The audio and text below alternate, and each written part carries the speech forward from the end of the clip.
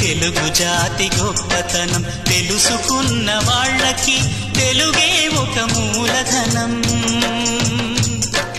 తల్లి తండ్రి నేర్పినట్టి మాతృభాషరా, తెలుగు మరచిపోతే వాళ్ళని నువ్వు మరచినట్టురా, ఇది మరువబోకురా. తెలుగు భాష తీయదనం, తెలుగు జాతి గొప్పతనం తెలుసుకున్న వాళ్ళకి తెలుగే ఒక మూలధనం.